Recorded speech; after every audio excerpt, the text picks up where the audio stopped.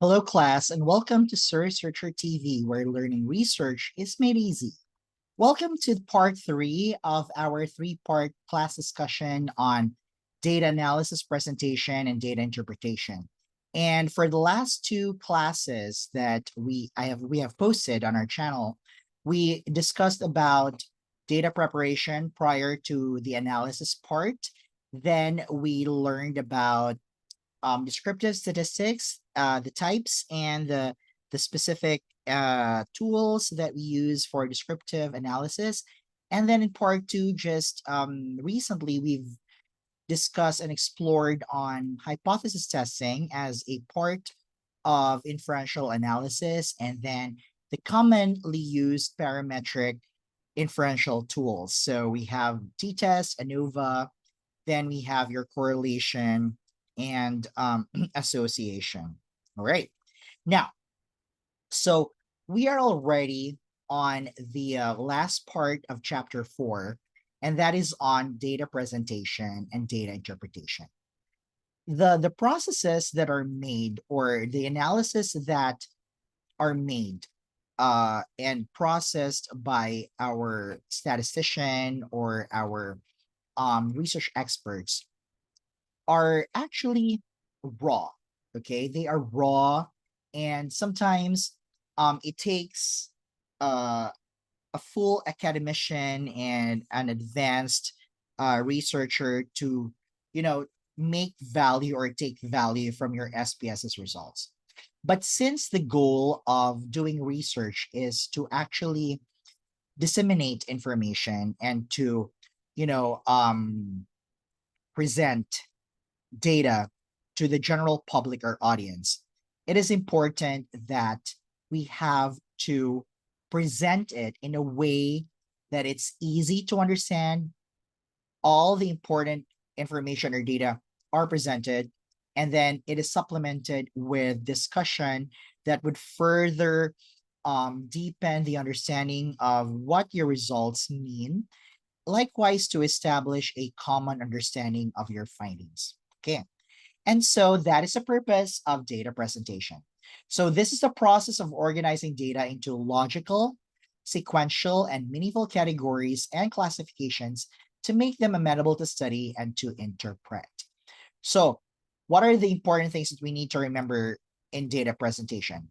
Number one, you have to go back to your specific research objectives, because the logical presentation of your findings should follow the order of your SOP. So if your SOP number one is about discussing or presenting the profile of your participants or your respondents based on identified characteristics, then your table of findings should be aligned with your SOP number one, okay? And so on and so forth. So that's what you have to remember. Number two, you also have to remember that when presenting data, as much as possible, we want to make it concise but complete. So it doesn't mean that if you have a lot of tables that would make your paper better. No. If it's just a repetition of the same thing but with just different variables, sometimes it's not really very presentable. But for other institutions, they would prefer that format. However, I personally like to cluster uh, for example, if there are, let's say, two or three SOP, specific statement of the problem, that would speak of the same thing, but with just three different sub variables, I would probably put that in just one table. Okay. And then have these three parameters segmented on that table, and just have a discussion, solid discussion for that table alone, so that I could actually make I could have a cross sectional view of the other variable because it's presented in one table. But it really depends on the preference of or the culture of your institution. But for me personally, I would love it to be concise and comprehensive, but complete. Okay. So I've been mentioning about tables and presentation, and now let's discuss the three ways on how you can present your data. So basically, yes, there are three ways. There are three simple ways.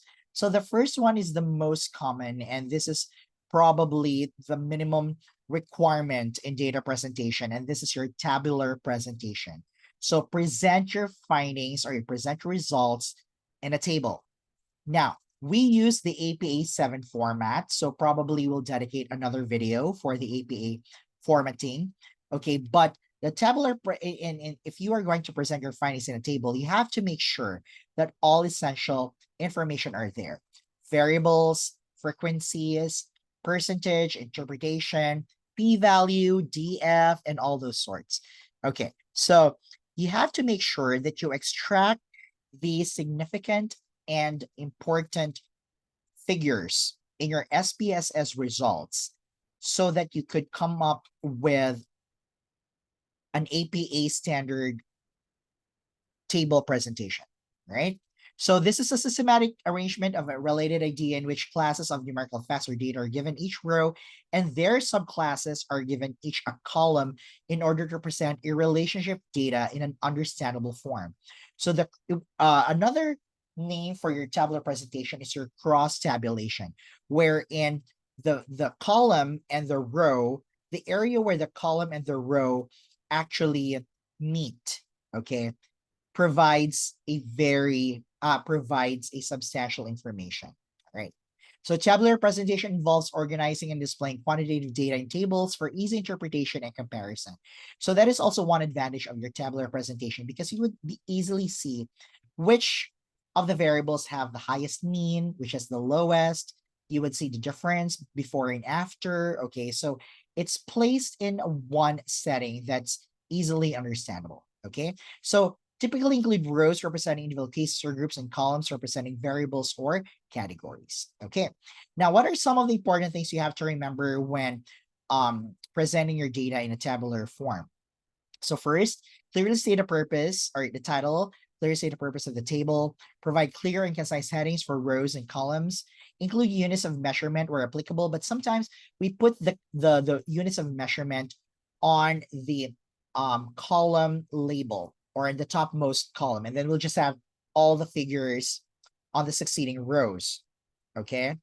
But then we indicate the unit already on the topmost part of the table, okay? So that you would just see all figures in the body of the table. And then you can include footnotes, for example, abbreviation symbols or other relevant information. Let's say you wanted to highlight a specific data in the table, so you put an asterisk and then you put a footnote, and then you could include a description of that particular data, okay? And you have to make sure that it's consistent. Ensure consistency in formatting, font size, and style all throughout the table. Remember, your tabular presentation, this is academic, so it has to be formal. It has to follow the minimalist formatting of your APA standards, okay? Now, the second is your textual presentation. So statements with numerals or numbers that serve as supplements to tabular presentation. Remember, the textual presentation involves presenting qualitative data in written form, often accompanied by quotes, and sometimes it conveys richness, okay, of complexity of participants' experiences and perspectives. For textual presentation class, this is the most appropriate and the most common presentation style specifically for qualitative data, okay? So for theme discussions, we do your textual presentation, all right? So we put there the theme and then we have a very exhaustive and comprehensive discussion of what the theme is all about. So the how do I say this one? The core of your textual presentation is more on the narrative discussion of a particular theme or a particular qualitative findings. However, we should also consider that textual presentation is not only limited to qualitative findings, although it is the most appropriate data presentation for qualitative, it can still be used for quantitative findings or results presentation. How? Now, usually your tabular presentation is not enough. you have to supplement your tables with a little bit of a textual presentation. But then when you do a textual reinforcement, okay, or a narrative reinforcement of your table, it must not be redundant. What does it mean? It means that don't just discuss what is obvious on the table.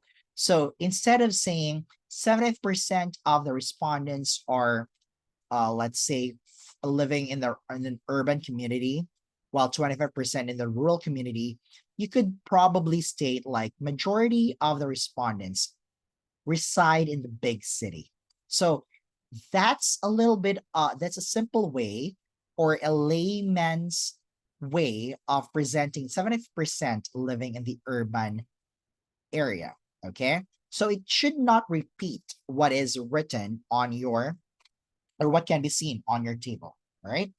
And also, you can supplement like a brief or a short inference about your the data that you have presented there. So you can say, among the 5 components, it is apparent that component number 2 got the highest mean. So it is reflective of the sample's blank blank characteristics. So you could just introduce that little inference and reserve the thorough explanation or the deeper explanation of your findings in the discussion section or the data interpretation section. Okay. All right. Yes. Okay. Here. Now, let's proceed to your graphical presentation. The last type of presentation is probably optional in academic reports or academic papers. But in some publications, especially in journal publications where there are exhaustive descriptive findings or descriptive data, they will actually replace tabular presentation or tables into graphs or charts, okay?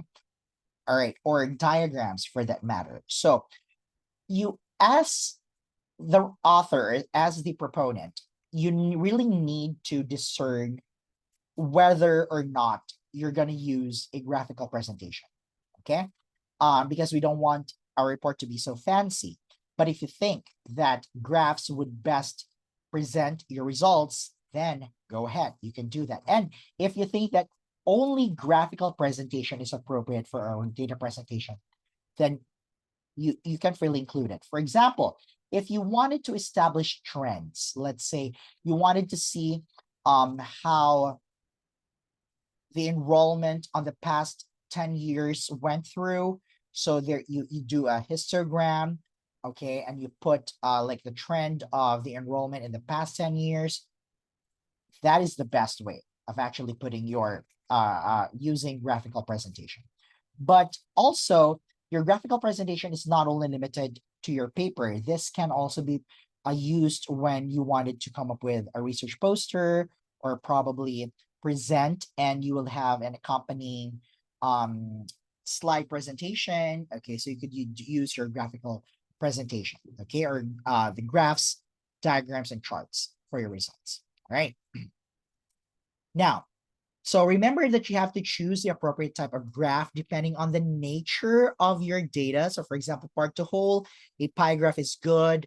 A bar graph can show contrasts, okay, or differences between groups. A line graph can present or exhibit trend over time or over a certain period, okay? So it has to be appropriate. Label is important. So unlike in your table that you have your column and your row labels, in doing your graphical presentation, you have to put the right labels. And your graphical presentations are actually colorful. So you could do contrast colors for your pie graphs, contrast colors for your bar graphs, and so on and so forth. So just remember, it has to be distinct. It has to be properly labeled, okay? And then, yeah, you could ensure quality and simplicity in design to facilitate understanding for the audience, okay? So to wrap it up, graphical presentation, make it simple. Don't complicate your graphical presentation. If you can do multiple information in just one graph, that will be very good because you're saving space, and at the same time, it's a rich presentation, and you could augment it with a solid narrative discussion later on. All right. Okay, so again, let's review the three types of presentation. We have your tabular presentation, your textual presentation, and your graphical presentation. So, sir, is it possible that we could have all three types of presentation in the report? Well, of course, yes, you can, especially if your objectives or your goal would require the use of these three presentation approaches. Okay, data interpretation. Yes, so this one. All right. Data interpretation is probably, I would say, the heart. Yeah, the heart of your study, because you go deep into your findings. You don't just present or explain what is obvious or what is apparent with your results. You go deep. And so here you ask the question, so what? Okay. So it enables to make informed and meaningful conclusions, implications, infer the significance data and relationships, and explain the patterns of data. So class, I want you to take note of this one. In data interpretation, what do? Is we make informed, meaning it's factual, it's evidence-based, based according to your findings, meaningful conclusions, meaning there is really value on how you're going to conclude about the findings. Implications, its effect, its impact to certain constructs, to your population, to the variables, to the phenomenon. Infer the significant difference between the relationships of variables. Okay, so what does it mean if the variables are different? What does it mean if the variables are correlated with each other? And of course, explaining the patterns in the data. So if there's a pattern, what does the pattern say? And what are we going to expect with that pattern? Okay, so it's really very interesting. It's where your higher order thinking skills or your analytical thought as a researcher sets in your data interpretation. Okay, so again, it answers the question, so what? In relation to the results of the study, what do the study results mean? This part is perhaps the most critical aspect of the research report, and it's often the most difficult to write because it's the least structured, and this session demands perceptiveness and creativity from the researcher. So how you interpret your results reflect your prowess as a researcher. But of course, for beginning researchers like student researchers, I would not really expect you to have a very doctorate level of interpretation. What I want to see is how you understood the findings beyond its surface level knowledge that it gives us. Okay, so give us a deeper understanding of your findings. All right, now to guide you on how we can do a very meaningful, impactful interpretation, there are three ways to interpret. Okay, so let's begin with examination and summary. So examine and summarize. When interpreting study results, the first step is to carefully examine the data and findings obtained from each research. What does the data say? Okay, examine. So, for example, you would say the data is very variable. It's not kind of consistent. Like in this particular variable, it shows high mean, but for this variable, it's low. It's not, consistent. That would mean something. There could be a reason behind the variable nature of your data. Or for example, you say, ooh, the data is very consistent. All of the areas are high. So it may not be all good. It may have some, methodological glitches. Why is it so? But if you're confident enough that you gathered your data accurately, then a consistent data is actually a good data to interpret. Okay. Now, you need also to review your quantitative data, especially your descriptive stats, your inferential stats, and the themes and patterns or narratives. Now, usually you scrutinize the data for identify the key trends, relationships, or findings that emerge from the analysis. What I would usually suggest my students is to look for extremes. Okay. Extract the highest and the lowest, extract the recurring, okay, which data is kind of recurring or kind of like consistent all throughout, and go for the extremes, okay, because the extremes will give you a multi-dimensional perspective of your results, okay. Once the data have been examined, the next step is to summarize the main findings in a clear and concise manner. And summarization involves synthesizing the quantitative and qualitative results, if there is, into a coherent narrative that highlights the most important findings of the study. And semantic differential designs or mixed methods, the good thing about mixed method design or researches is that you try to extract the quantitative, you have to summarize the quantitative findings and then summarize your qualitative themes, and then lay it over each other and see how the qualitative either support or dispute, okay, your quantitative findings. And of course, you have to focus your presentation based on your goal, and it has to be objective without bias and accurate presentation and representation of the data. All right. Now, the second way or the second manner is justifying, concluding, and drawing inferences. So after examining and summarizing the results, study results, researchers need to justify their interpretations and conclusions based on the evidence obtained. So how does justification set in? So for instance, let's say your goal, your study goal is to determine the senior high school exits, okay, of the grade 12 students. You conducted the study in, let's say, in a remote provincial municipality or town. And so the results showed that most or majority of the respondents opted to work or find employment instead of proceeding to college or doing business. They just wanted to work after graduating college.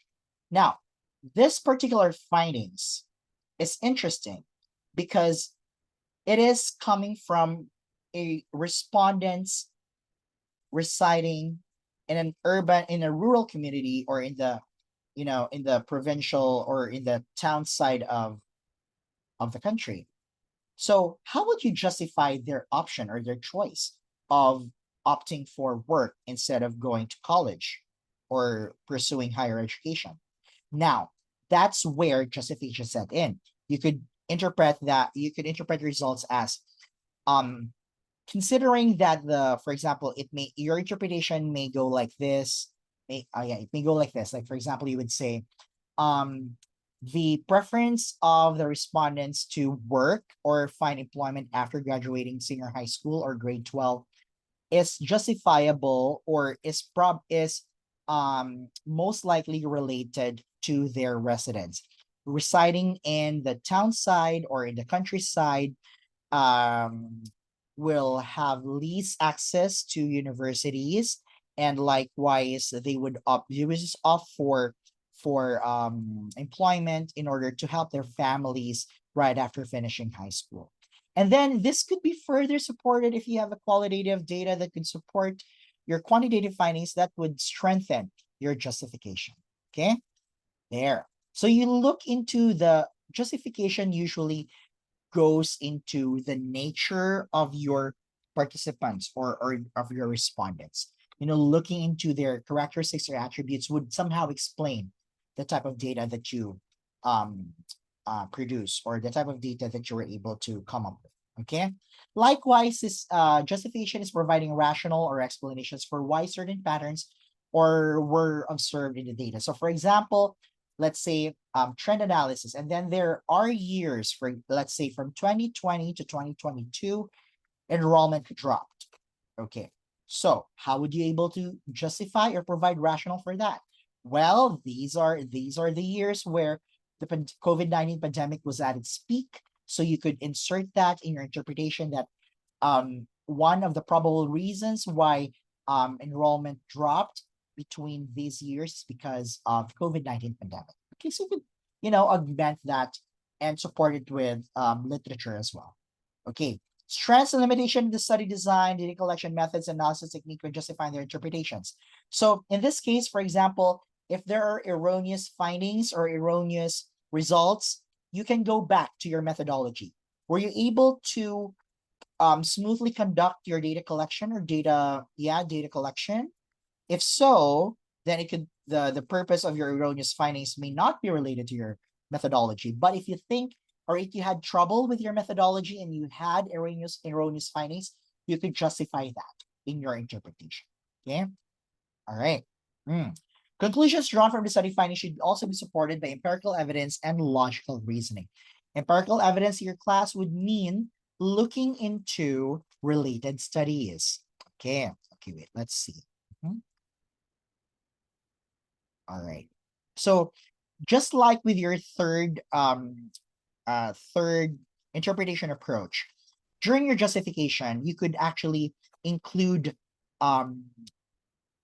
related studies or related results. Study results or study findings from your related literature that either disputes or conforms with your findings.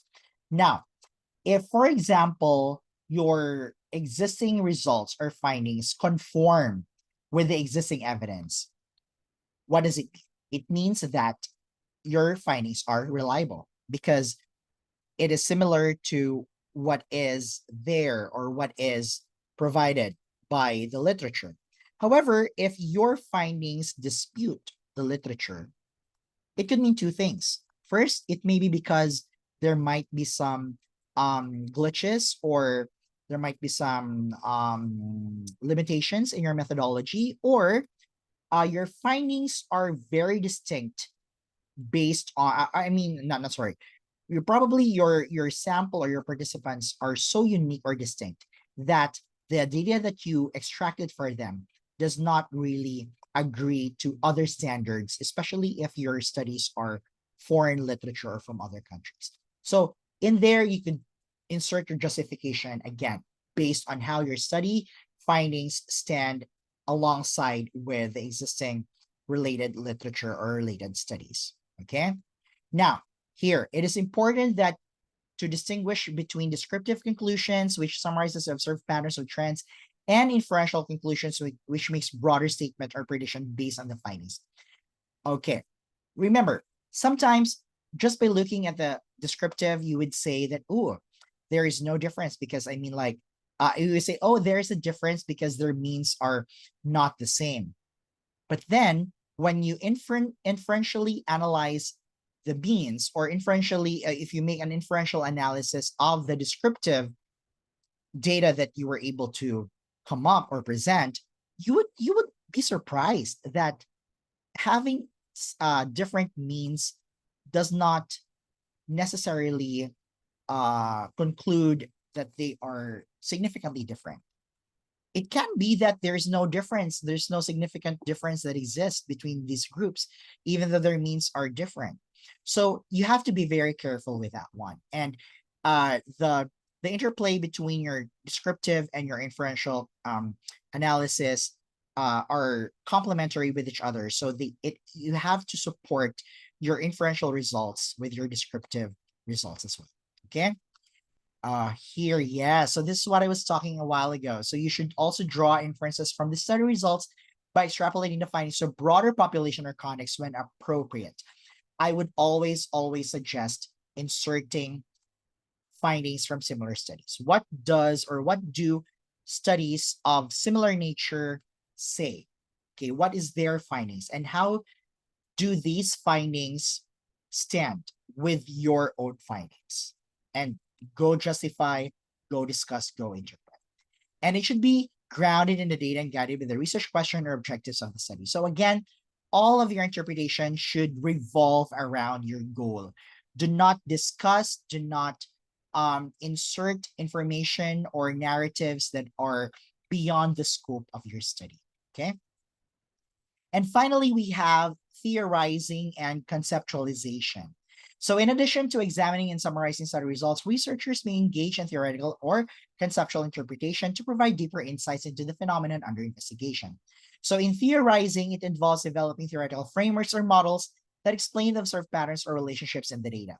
Now, usually the theorizing component of data interpretation is more on grounded theory, wherein you come up with solid evidence and components. There's a schema of all the data that you were able to come up with. All right. So researchers may draw on existing theories or conceptual frameworks from the literature to guide their interpretation and their analysis.